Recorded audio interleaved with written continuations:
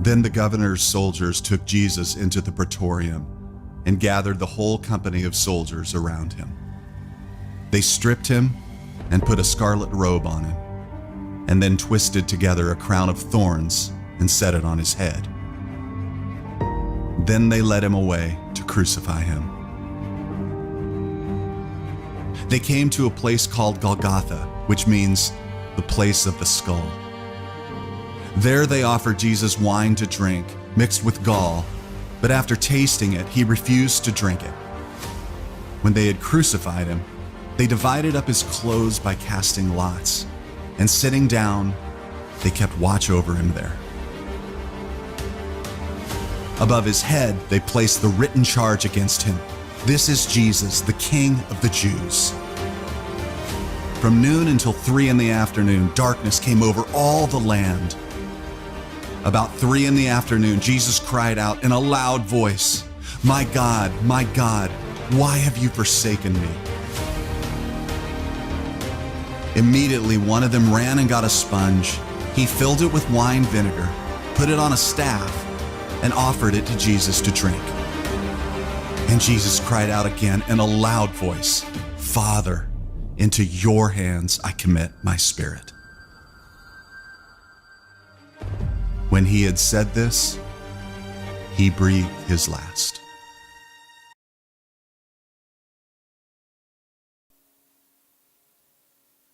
Shalom Bapak, Ibu, dan saudara-saudara yang kekasih di dalam Tuhan. Kita bersyukur kepada Tuhan pada hari ini kita boleh merayakan atau mengingat kembali pengorbanan dan penderitaan Tuhan kita Yesus Kristus. Hari ini kita akan beribadah bersama-sama, dan karena itu marilah kita mempersiapkan hati kita. Kita mohon supaya Tuhan menolong kita mengikuti ibadah ini. Mari kita mempersiapkan hati kita untuk memuji dan menyembah kepada Tuhan.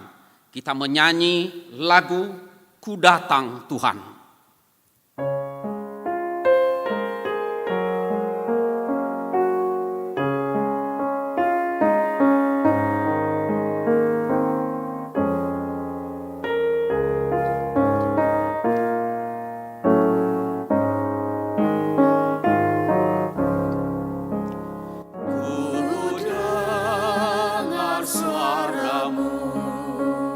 Yang panggil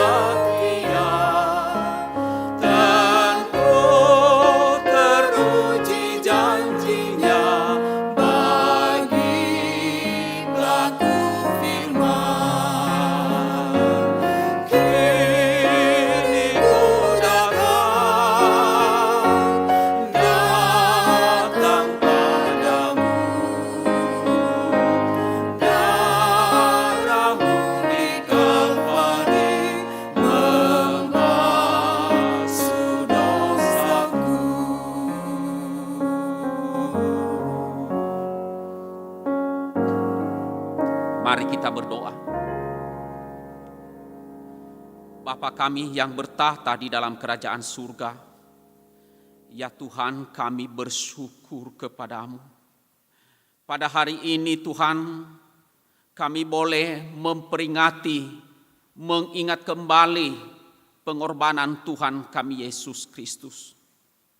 Pengorbanan untuk menebus kami dari segala dosa dan hukuman yang harus kami terima.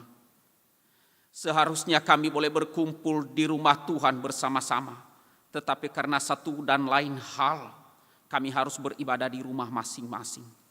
Dan kiranya Tuhan menolong kami datang kepadamu. Kami ingin dan kami merindukan Engkau ya Tuhan. Dan biarlah Engkau menolong setiap kami. Hadirlah memberkati kami dan memberikan kami kekuatan. Karena hati kami sungguh amat rindu akan Engkau. Dan karena itu hiburkanlah kami ya Tuhan. Dan berkatilah setiap ibadah-ibadah kami. Seluruh umat-Mu. Biarlah kami beroleh kekuatan daripadamu. Dan layakkanlah kami ya Tuhan. Dan terimalah ibadah kami. Lihatlah kerinduan kami dan ketulusan kami. Dan biarlah dan karena kemurahan-Mu kami boleh berkenan kepadamu. Terima kasih ya Tuhan. Kami lanjutkan ibadah kami. Kami berdoa dan bersyukur di dalam nama Tuhan Yesus Kristus. Amin. Bapak, Ibu, dan saudara-saudara yang kekasih di dalam Tuhan Yesus Kristus. Dosa-dosa yang kita buat, tidak ada jalan keluar untuk menyelesaikannya. Hanya dengan pengorbanan Tuhan kita Yesus Kristus. Darahnya yang telah tertumpah di atas salib. Itulah yang menyucikan kita. Mari kita menyanyi bersama-sama. Ada kuasa dalam darahnya.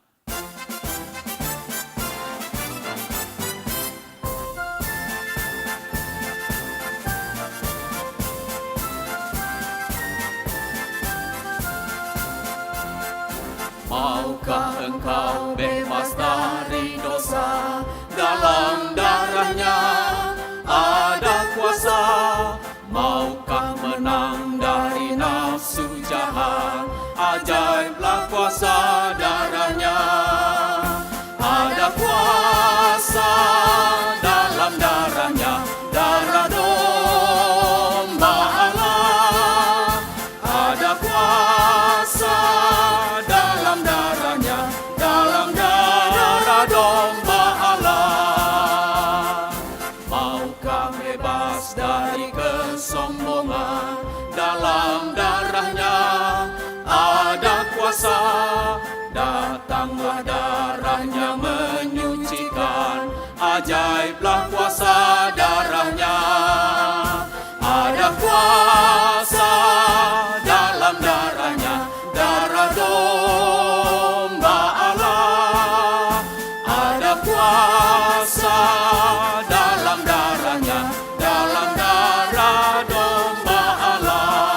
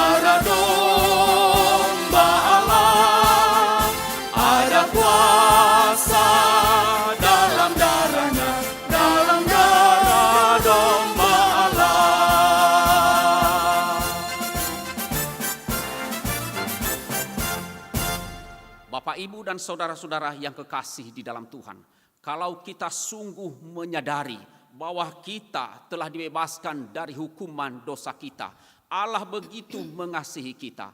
Oleh karena itu seharusnya kita mau bersyukur kepadanya, mau menyenangkan hatinya. Karena itu marilah kita menyanyi dengan tekad, Tuhan, ku mau menyenangkanmu.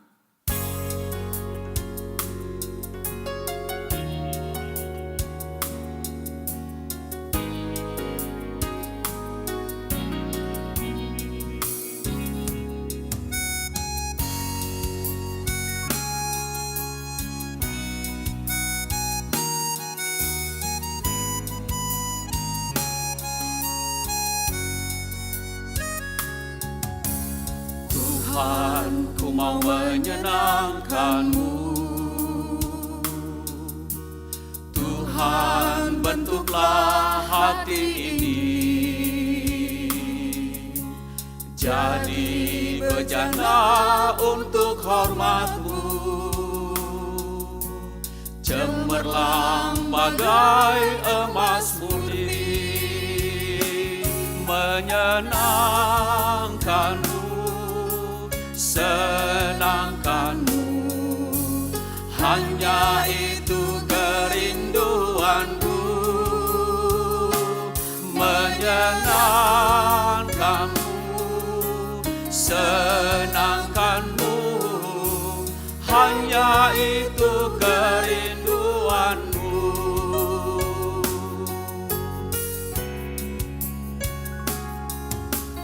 Tuhan, ku serahkan hatiku,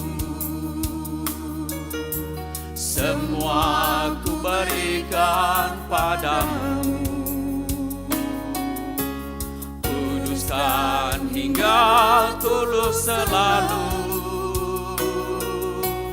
agar aku menyenangkanmu.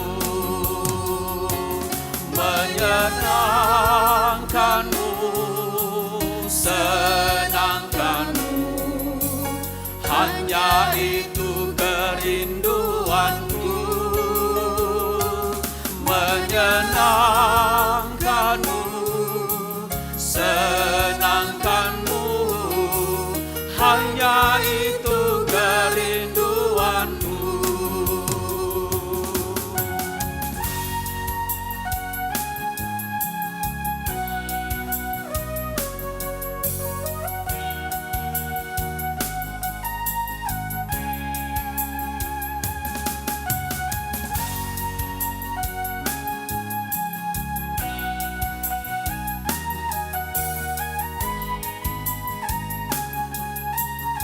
Tuhan, ku serahkan hatiku. Tuhan, ku serahkan hatiku,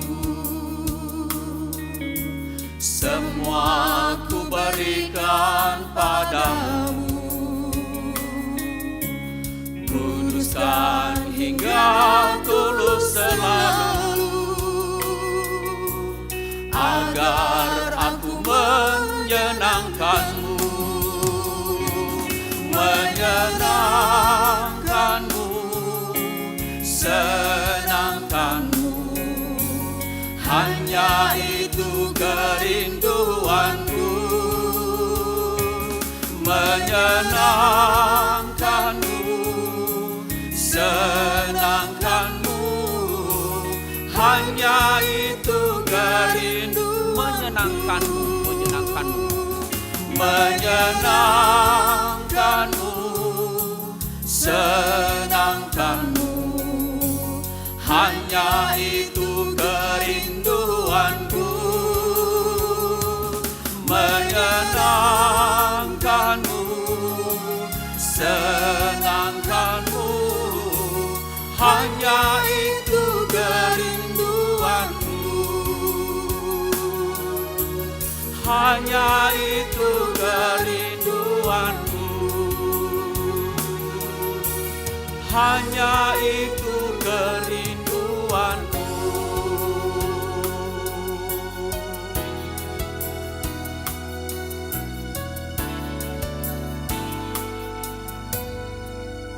Pembacaan Alkitab diambil dari Yohanes 19 ayat 17 sampai dengan ayat yang ke-30. Firman Tuhan berbunyi demikian. Sambil memikul salibnya, ia pergi keluar ke tempat yang bernama Tengkorak, dalam bahasa Ibrani Golgota. Dan di situ ia disalibkan, mereka dan bersama-sama dengan dia disalibkan juga dua orang lain. Sebelah menyebelah, Yesus di tengah-tengah. Dan Pilatus menyuruh memasang juga tulisan di atas kayu salib itu. Bunyinya, Yesus orang Nazaret, Raja orang Yahudi. Banyak orang Yahudi yang membaca tulisan itu, sebab tempat di mana Yesus disalibkan letaknya dekat kota. Dan kata-kata itu tertulis dalam bahasa Ibrani, bahasa Latin, dan bahasa Yunani. Maka kata imam-imam kepala orang Yahudi kepada Pilatus, jangan engkau menulis raja orang Yahudi, tetapi bahwa ia mengatakan, aku adalah raja orang Yahudi. Jawab Pilatus, apa yang kutulis tetap tertulis. Sesudah prajurit-prajurit itu menyalibkan Yesus, mereka mengambil pakaiannya, lalu membaginya menjadi 4 bagian, untuk tiap-tiap prajurit 1 bagian. Dan jubahnya juga mereka ambil. Jubah itu tidak berjahit dari atas ke bawah, hanya 1 tenunan saja. Karena itu mereka berkata seorang kepada yang lain, janganlah kita membaginya menjadi beberapa potong, tetapi baiklah kita membuang undi untuk menentukan siapa yang mendapatnya. Demikianlah hendaknya, supaya genaplah yang ada tertulis dalam kitab suci. Mereka membagi-bagikan pakaianku di antara mereka, dan mereka membuang undi atas jubahku. Hal itu telah dilakukan prajurit-prajurit itu. Dan dekat salib Yesus berdiri ibunya dan saudara ibunya, Maria, istri Klopas, dan Maria Magdalena. Ketika Yesus melihat ibunya dan murid yang dikasihinya di sampingnya, berkatalah ia kepada ibunya, "Ibu, inilah anakmu." Kemudian katanya kepada murid-muridnya, inilah ibumu. Dan sejak saat itu, murid itu menerima dia di dalam rumahnya. Sesudah itu, karena Yesus tahu bahwa segala sesuatu telah selesai, berkatalah ia, supaya genaplah yang ada tertulis dalam kitab suci, aku haus. Di situ ada suatu bekas penuh anggur asam, maka mereka mencucukkan bunga karang yang telah dicelupkan dalam anggur asam pada sebatang hisop, lalu mengunjukkannya ke mulut Yesus. Sesudah Yesus meminum anggur asam itu, berkatalah ia, sudah selesai. Lalu ia menundukkan kepalanya dan menyerahkan nyawanya. Amin. Kita mempersiapkan hati kita untuk menerima firman Tuhan, dan sambil menyanyi, mari kita memujikan Tuhan, kasih yang terindah.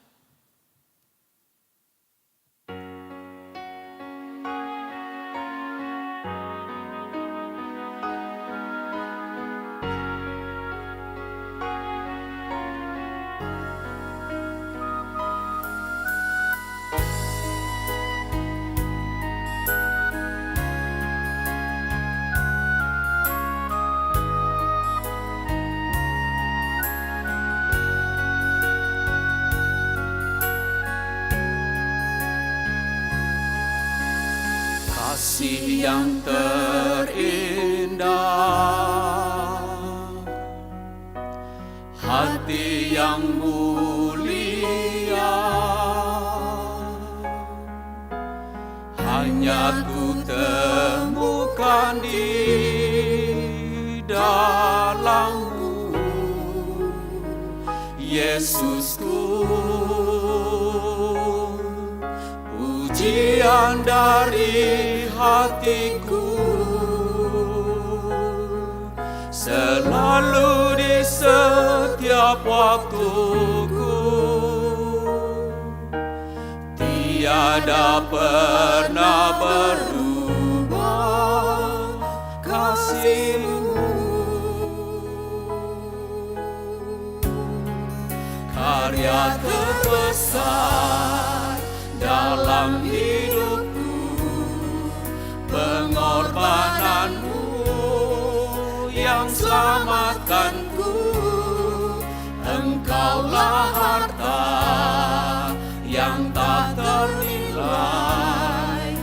yang ku miliki dan ku hargai.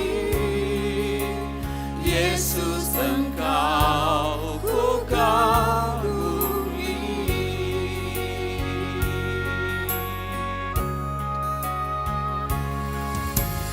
Kasih yang terindah,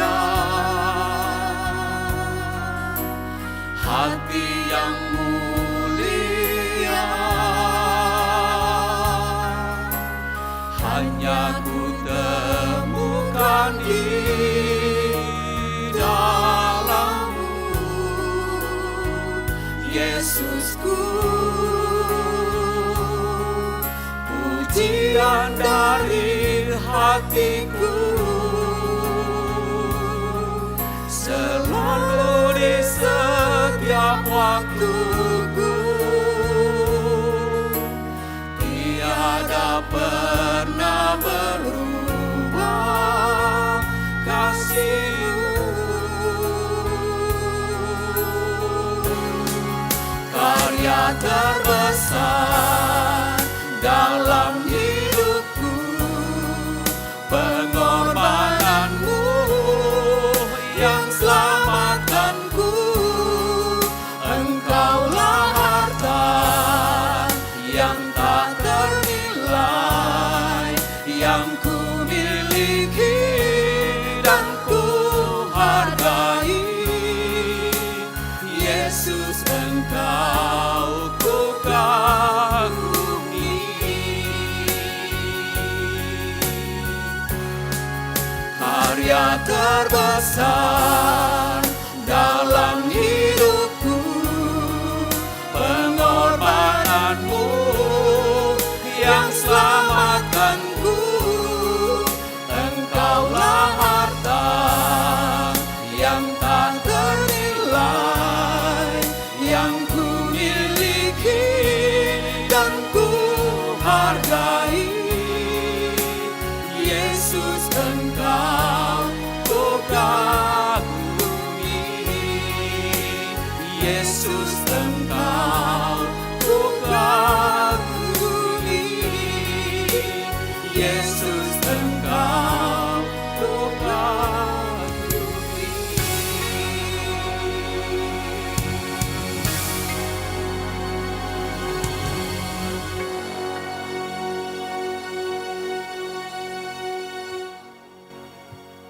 Shalom, saudara-saudara yang dikasihi Tuhan, dimanapun saudara berada, mari kita teduhkan hati kita. Sebentar kita akan sama-sama merenungkan firman Tuhan. Mari kita berdoa. Tuhan, kami datang kepadamu hari ini, kami umat-Mu memperingati penderitaan dan kematian Tuhan di kayu salib. Kami sungguh bersyukur untuk cinta kasih-Mu, Engkau Allah yang menjadi manusia untuk menanggung segala dosa kami. Engkau merasakan apa yang menjadi pergumulan kami. Dan biar hari ini kami juga boleh belajar untuk mengerti isi hati Tuhan. Biar Tuhan kuatkan kami di tengah-tengah situasi dunia ini, bangsa kami ini. Kami boleh terus mendapatkan tuntunan dari firman-Mu dan pesan dalam ibadah Jumat Agung ini. Demi nama Tuhan Yesus kami berdoa. Amin. Saudara, ibadah Jumat Agung tahun ini dengan tema pesan dari ketakutan Yesus. Saya mengajak kita membaca di Matius 26 ayat 36 sampai 46. Saya akan bacakan bagi saudara sekalian. Maka sampailah Yesus bersama murid-muridnya ke suatu tempat yang bernama Getsemani. Lalu ia berkata kepada murid-muridnya, "Duduklah di sini sementara aku pergi ke sana untuk berdoa." Dan ia membawa Petrus dan kedua anak Zebedeus sertanya. Maka mulailah ia merasa sedih dan gentar. Lalu katanya kepada mereka, "Hatiku sangat sedih, seperti mau mati rasanya. tinggallah di sini dan berjaga-jagalah dengan aku. Maka ia maju sedikit, lalu sujud dan berdoa katanya, ya Bapakku, jikalau sekiranya mungkin, biarlah cawan ini lalu daripadaku. Tetapi janganlah seperti yang ku kehendaki, melainkan seperti yang engkau kehendaki. Setelah itu ia kembali kepada murid-muridnya itu dan mendapati mereka sedang tidur. Dan ia berkata kepada Petrus, tidakkah kamu sanggup berjaga-jaga 1 jam dengan aku? Berjaga-jagalah dan berdoalah supaya kamu jangan jatuh ke dalam pencobaan. Roh memang penurut tetapi daging lemah. Lalu ia pergi untuk kedua kalinya dan berdoa katanya, ya Bapakku, jikalau cawan ini tidak mungkin lalu, kecuali apabila aku meminumnya, jadilah kehendak-Mu. Dan ketika ia kembali pula, ia mendapati mereka sedang tidur sebab mata mereka sudah berat. Ia membiarkan mereka di situ, lalu pergi dan berdoa untuk ketiga kalinya dan mengucapkan doa yang itu juga. Sesudah itu ia datang kepada murid-muridnya dan berkata kepada mereka, tidurlah sekarang dan istirahatlah.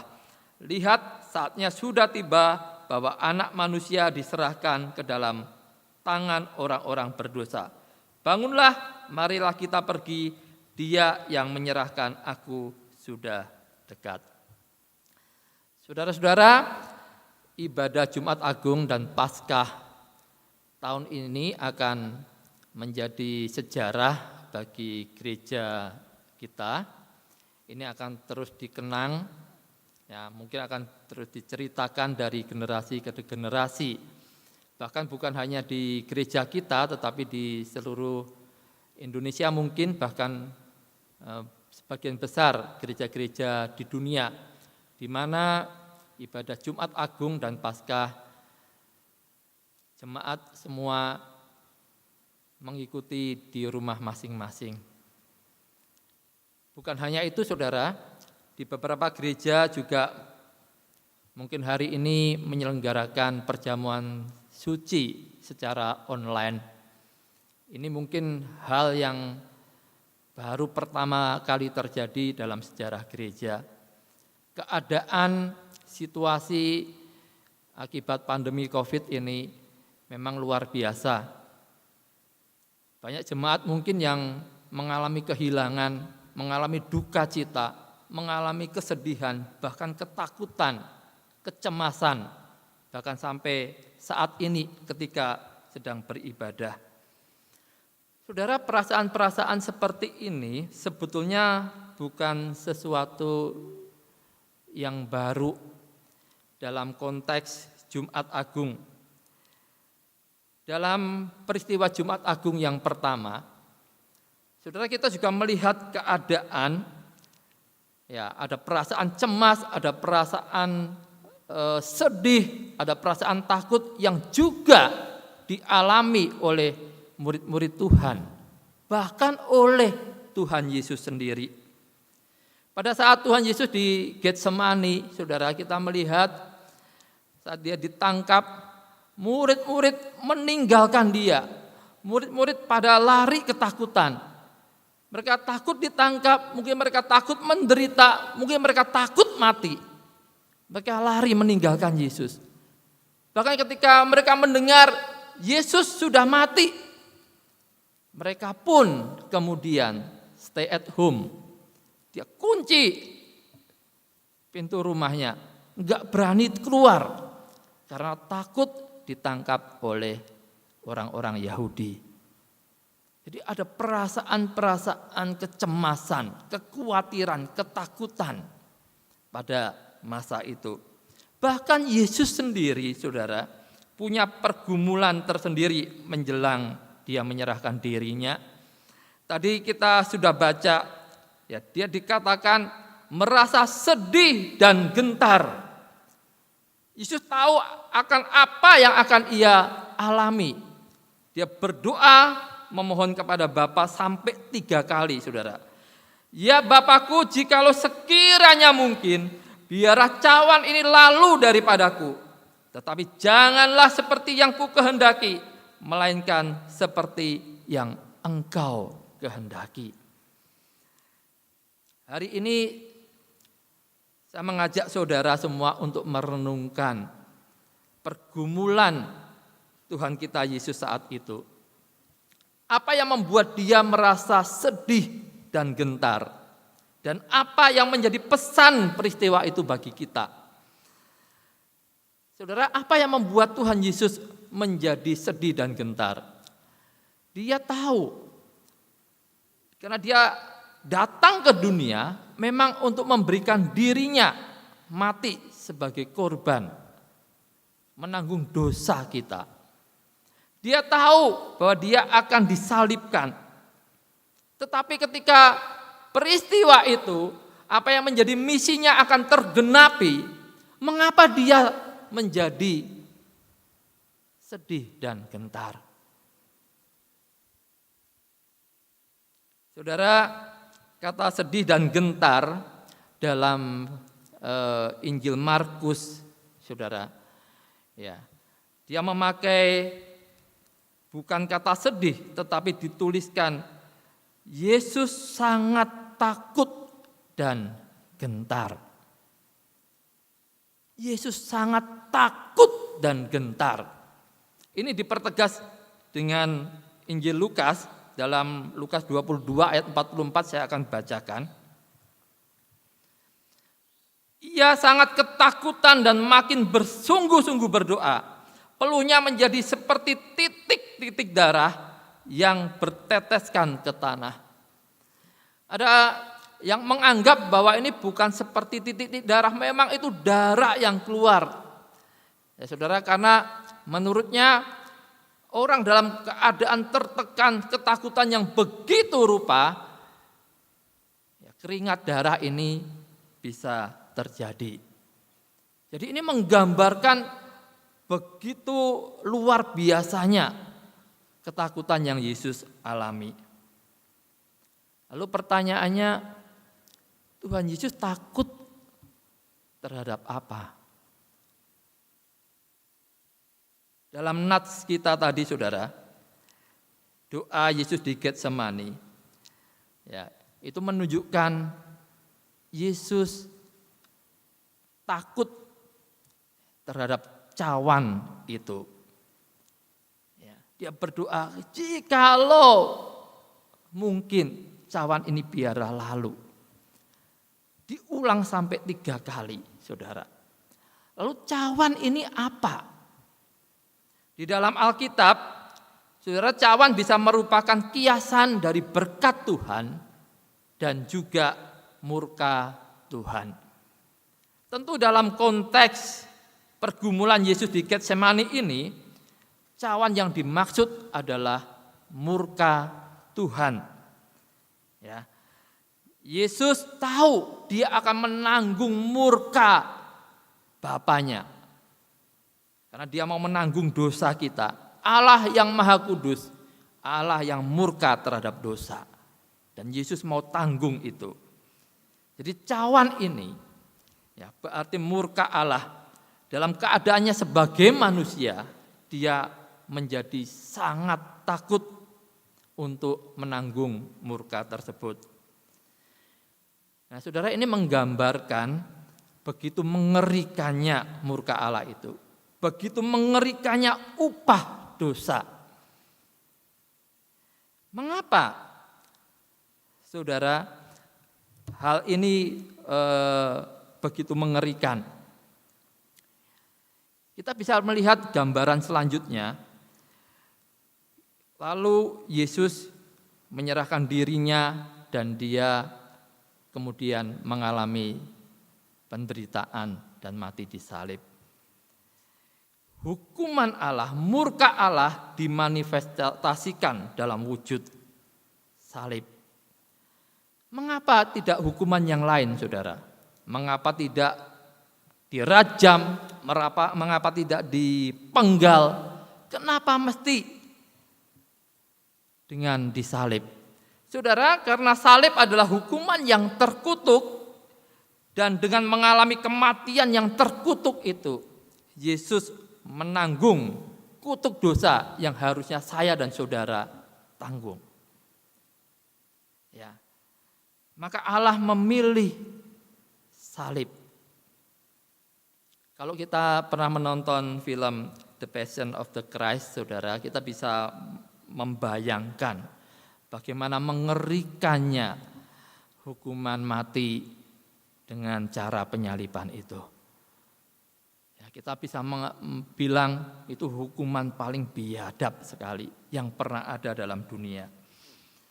Seorang penulis Yahudi bernama Klausner, saudara, pernah berkata, penyaliban adalah hukuman mati yang paling mengerikan yang pernah ditemukan manusia terhadap sesamanya. Ya, ini memang hukuman mati yang benar-benar biadab, saudara. Ketika Yesus mau menerima cawan itu, Yesus tahu dia akan alami penderitaan yang hebat. Dan dia mengambil keputusan untuk terima cawan itu demi saya dan saudara. Kutuk dosa kita ditanggungnya. Saudara, hukuman salib ya ini berbeda dengan hukuman mati saat ini ya. Di Indonesia hukuman mati itu kan hukuman tembak, saudara. Ya, saya baca-baca itu katanya kalau narapidana itu mau dihukum mati itu dikasih kelonggaran begitu. Artinya disuruh kamu minta apa begitu. Ya. Kalau dia suka makan capcoy, nah dikasih malam itu capcoy. Ya, nanti habis itu ditembak. Jadi sebelum hukuman mati itu diberikan, ya permintaannya apa? Ya, dalam tanda kutip ya permintaan yang wajar, saudara, yang bisa dituruti akan dituruti. Bukan hanya di Indonesia, saya baca di Amerika pun juga demikian. Nah, saudara, penyaliban tidak demikian.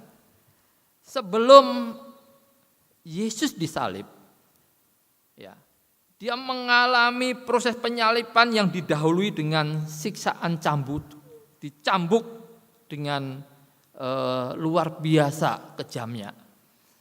Saudara, kalau kita dicambuk dengan cambuk yang kita sering lihat ya, mungkin di tempat-tempat yang jual hewan begitu ya. Nah, kita kena cambuk itu saja, itu sakitnya luar biasa. Cambuk yang dipakai untuk menyambuk orang yang dihukum salib bukan cambuk seperti itu, Bapak Ibu. Tapi cambukan Romawi, ya, talinya dari kulit, ada besi-besinya, bola-bola besi, dan ada seperti kail-kailnya, ya, katanya dari tulang yang runcing-runcing dikaitkan di situ. Itu pun ada cabangnya. Ketika itu dicambukkan, saudara bisa bayangkan dia akan nancap di punggung, di daging, dan itu ditarik, daging itu akan mengelupas. Makanya ya, ada yang mengatakan narapidana yang dihukum salib itu sebelum disalib dia bisa gila, bahkan bisa mati duluan karena kehabisan darah, saudara. Nah, setelah itu lalu Yesus ya, setelah dicambuk dia disuruh untuk pikul salib yang kita kenal dengan jalan salib. Itu disuruh memikul salibnya dalam keadaan yang luka-luka yang luar biasa, saudara.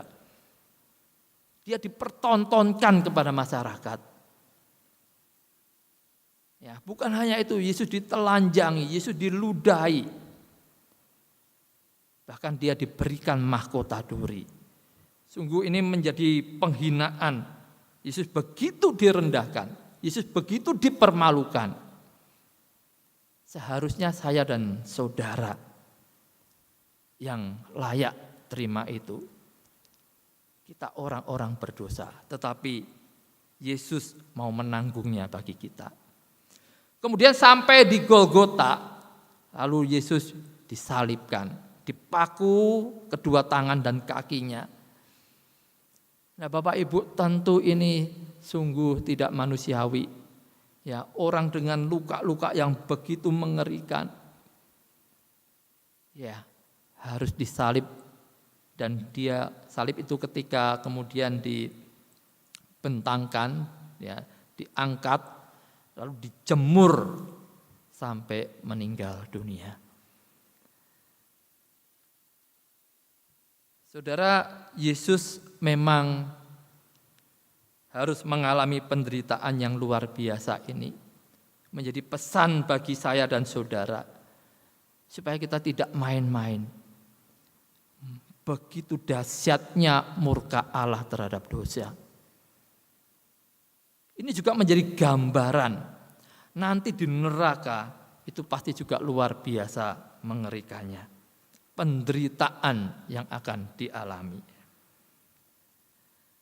Tapi bukan hal-hal ini, saudara, yang paling menakutkan bagi Yesus. Ya, murka Allah yang paling Yesus takutkan yaitu keterpisahannya dengan Bapa. Maka di puncak penderitaannya di kayu salib, Yesus berseru, "Allahku, Allahku, mengapa engkau meninggalkan aku?" Yesus tidak tahan lagi, dia menjerit, dia berseru, "Allahku, Allahku, mengapa engkau meninggalkan aku?" Ini puncak sengsaranya. Maka Tuhan sampai berdoa 3 kali supaya cawan pahit ini dilalukan.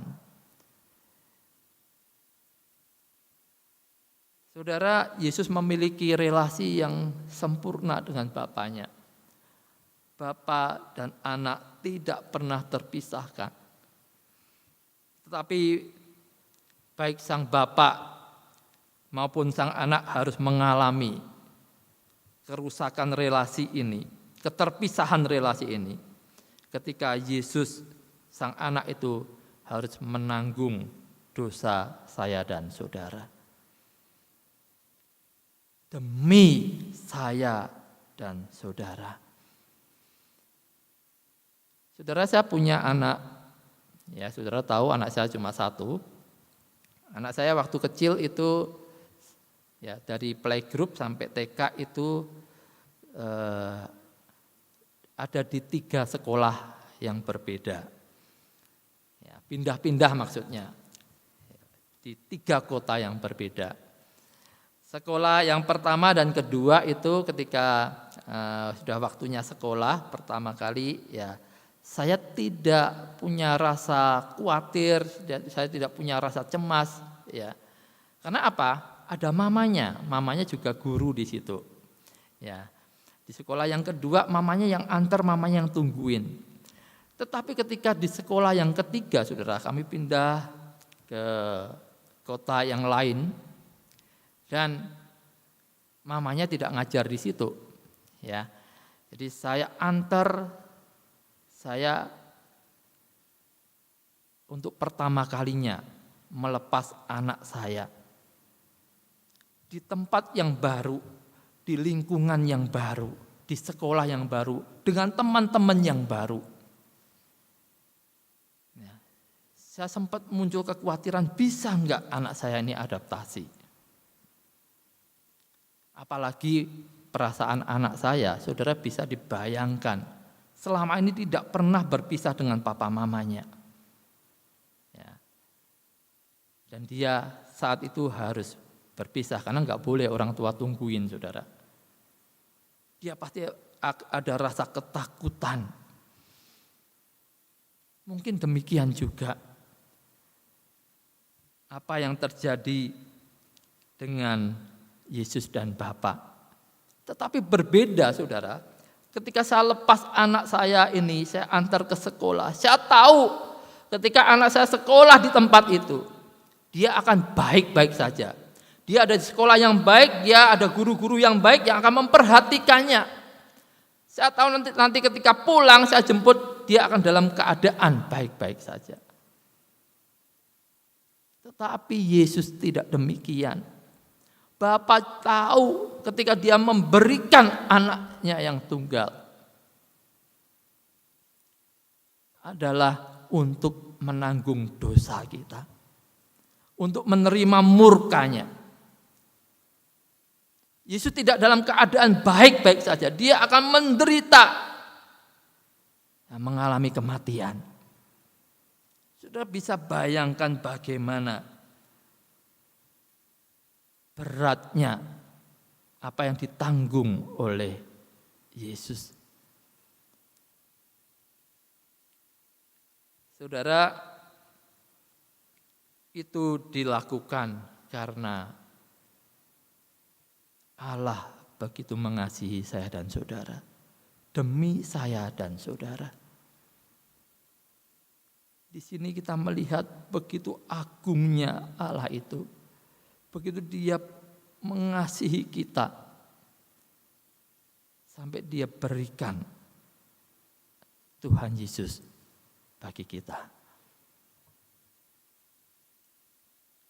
Jadi sampai di sini saudara kita tahu salib itu bukan hanya menceritakan begitu dahsyatnya murka Allah, tetapi juga menceritakan begitu dahsyatnya kasih Allah bagi kita. Di salib Yesus mengalami bagi kita apa yang paling tidak kita inginkan, namun selayaknya kita terima, yaitu murka Allah. Di salib Yesus memberikan apa yang paling kita inginkan, namun sebenarnya kita tidak layak untuk menerimanya, yaitu pengampunan dosa, anugerah keselamatan. Mari saudara, di momen Jumat Agung ini, saya mengajak kita mendapatkan pesan dari renungan firman Tuhan hari ini. Yang pertama, sadarlah, saya dan saudara adalah orang-orang yang berdosa. Dan Allah itu begitu murka terhadap dosa. Begitu mengerikannya akibat dosa yang patut untuk diterima oleh orang berdosa. Maka ketika kita sudah menerima pengampunan dari Tuhan, jangan main-main lagi dengan dosa. Jangan anggap sepele, jangan anggap lelucon. Saudara, kita sudah melihat begitu mengerikannya dosa itu. Jikalau kita masih saat ini, kita masih anggap sepele, kita anggap enteng, bertobatlah Bapak Ibu. Yang kedua, saudara, Allah begitu mengasihi saudara. Dia sudah lakukan segalanya untuk menyelamatkan kita. Ya, saudara, kita lihat tadi Yesus rela meminum cawan pahit itu demi keselamatan saya dan saudara.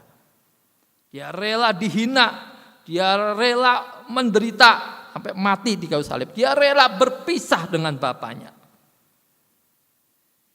demi saya dan saudara. Maka sekarang pertanyaannya, apa yang seharusnya saudara lakukan untuk Tuhan? Saya mengajak kita membaca 2 Korintus 5 ayat 15. Dan Kristus telah mati untuk semua orang, supaya mereka yang hidup tidak lagi hidup untuk dirinya sendiri, tetapi untuk Dia yang telah mati dan telah dibangkitkan untuk mereka. Dan Kristus yang telah mati untuk semua orang, ya, supaya mereka yang hidup tidak lagi hidup untuk dirinya sendiri, tetapi untuk Dia. Allah mau supaya saudara dan saya hidup bukan untuk diri kita sendiri, tetapi untuk Tuhan. Mari kita koreksi diri kita, saudara. Apa yang sudah kita lakukan? Apakah selama ini kita hidup untuk diri kita sendiri? Pantaskah itu kita lakukan setelah kita melihat di momen Jumat Agung ini apa yang Yesus sudah perbuat untuk saya dan saudara? Biarlah di tengah-tengah pergumulan kita saat ini, keadaan dunia yang begitu menakutkan, saudara, kita mau tetap hidup untuk Tuhan. Kita tidak dapat melayani bersama-sama. Kita tidak dapat mengerjakan ibadah bersama-sama di gereja. Tetapi tunjukkan bahwa engkau hidup untuk Tuhan, walaupun engkau sendirian di rumah bersama keluargamu.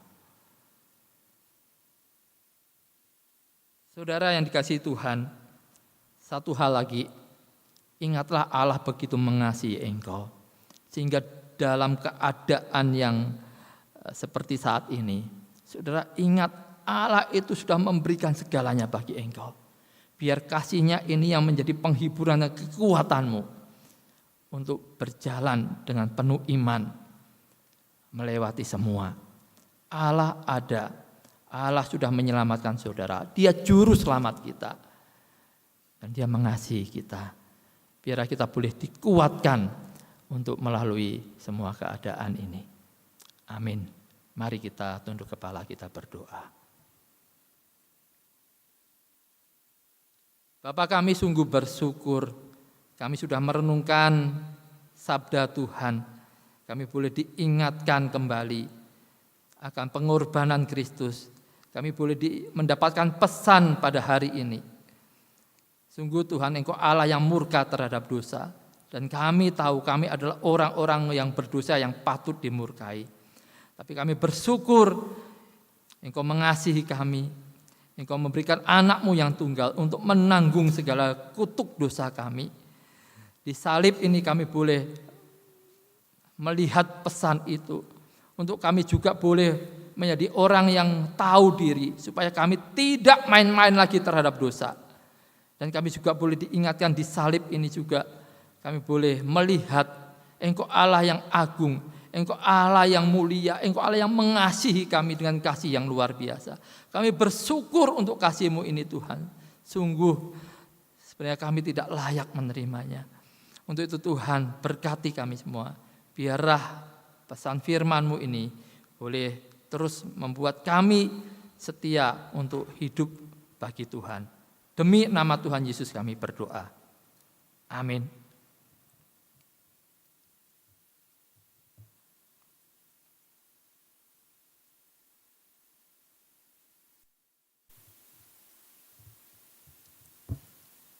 Bapak, Ibu, dan saudara-saudaraku yang kekasih di dalam Tuhan, kita sudah mendengarkan firman Tuhan.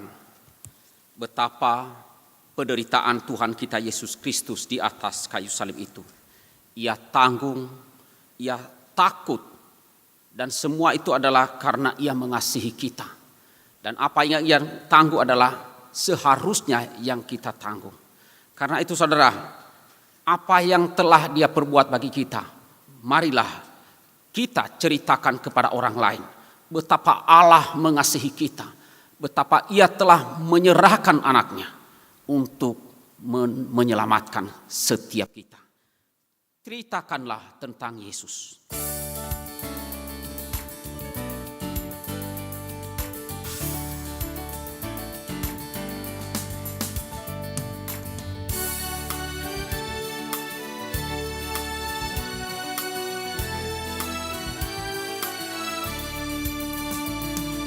Ceritakanlah tentang Yesus, tuliskan di hatiku kisah yang paling berharga, yang termanis ku dengar, bahwa di malam lahirnya malaikat bernyanyi merdu. Kemuliaan bagi Allah, damai sejahtera di bumi. Ceritakanlah tentang Yesus, tuliskan di hatiku kisah yang paling berharga, yang termanis ku dengar. Berpuasa seorang diri di padang belantara, dicobai karena kita, namun akhirnya senang. Ceritakan jerih lelahnya, duka yang ditanggungnya. Dia ditolak dan dinista, miskin papa sengsara. Ceritakanlah tentang Yesus, tuliskan di hatiku. Kisah yang paling berharga, yang termanis ku dengar.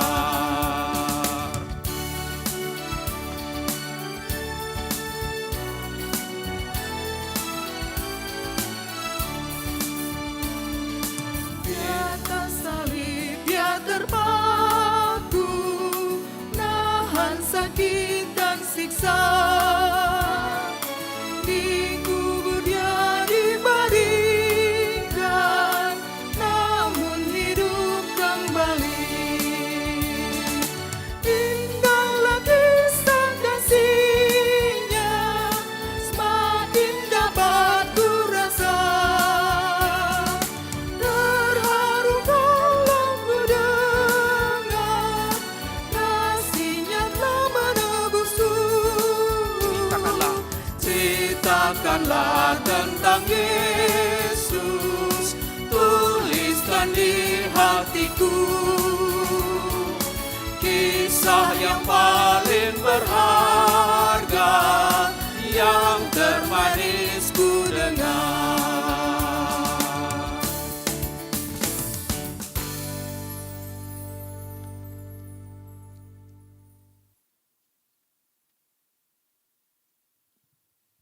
Shalom saudara, saya mengucapkan selamat hari Jumat Agung dan kita juga mempersiapkan diri.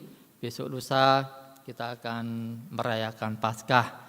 Kiranya saudara juga terus boleh sehat, aman, ini menjadi doa dan pengharapan kami.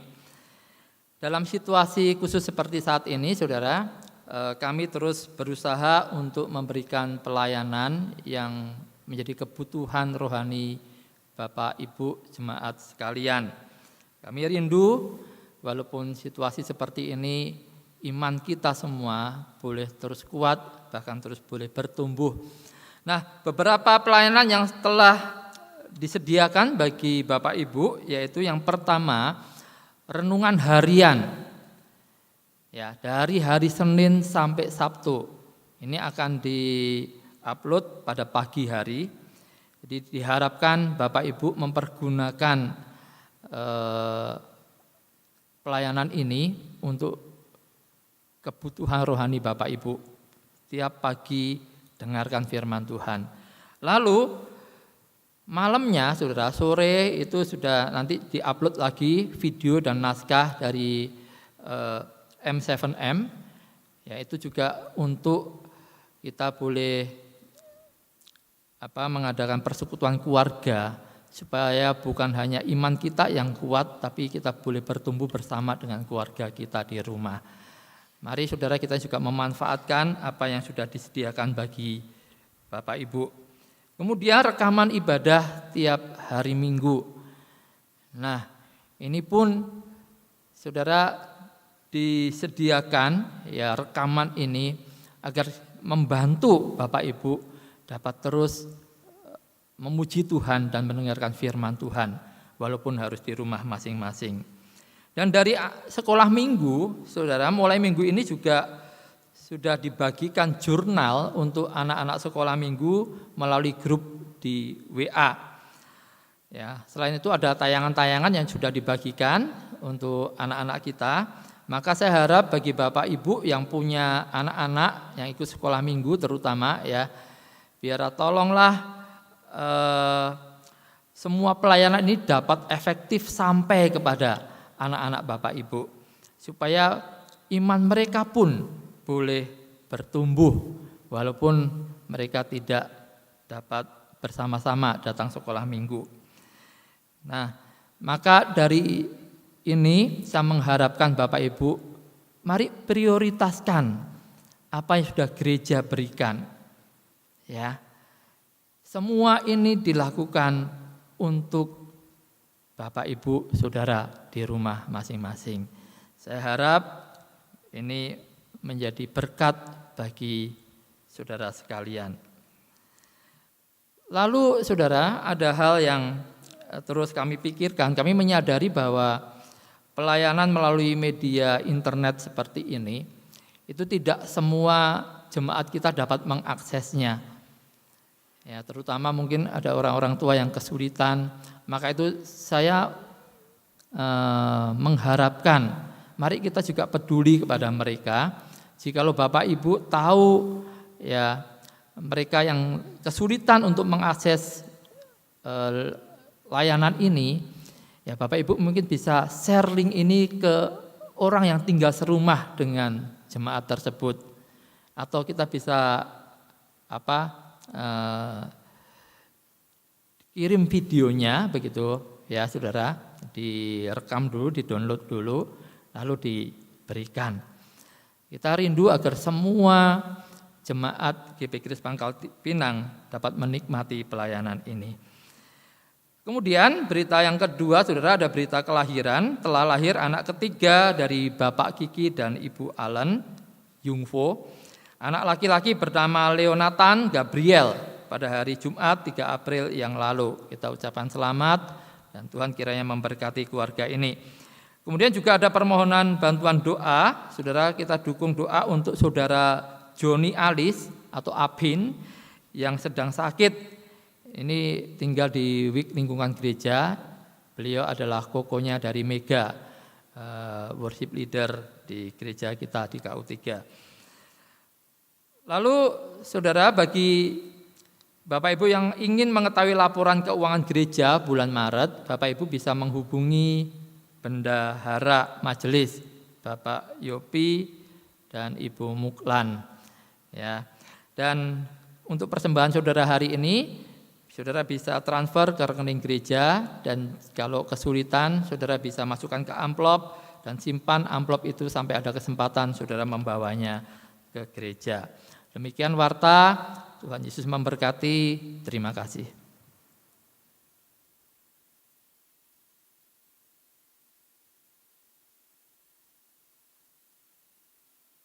Dan kita akhiri akan ibadah kita akan nyanyikan doksologi, dan setelah itu doa berkat akan dipimpin Bapak Pendeta Daniel Golgota. Doksologi.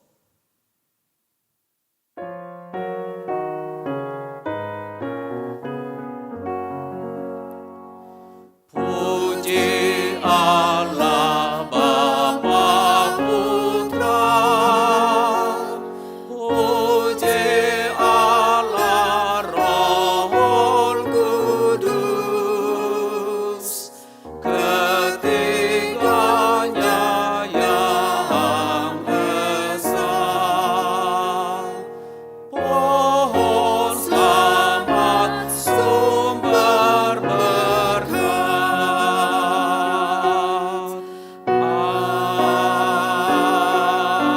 Amin.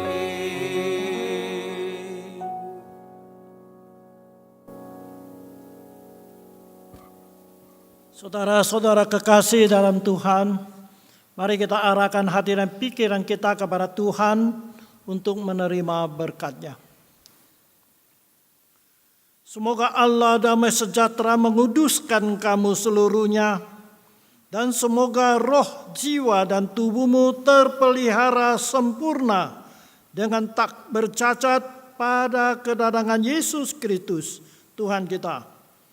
Semoga kasih karunia Yesus Kristus, kasih yang abadi dari Bapa Surgawi, persekutuan dan penghiburan Roh Kudus menyertai dengan saudara sekalian sekarang dan selama-lamanya.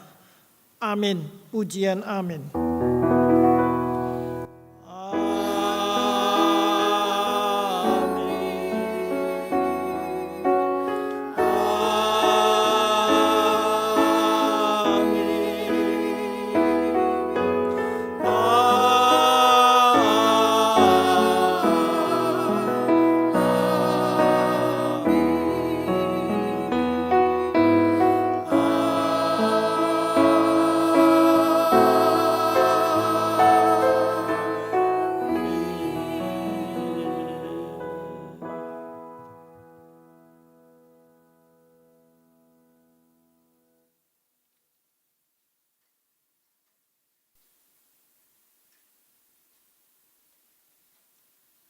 Ya, demikian ibadah memperingati kematian penderitaan Tuhan kita Yesus.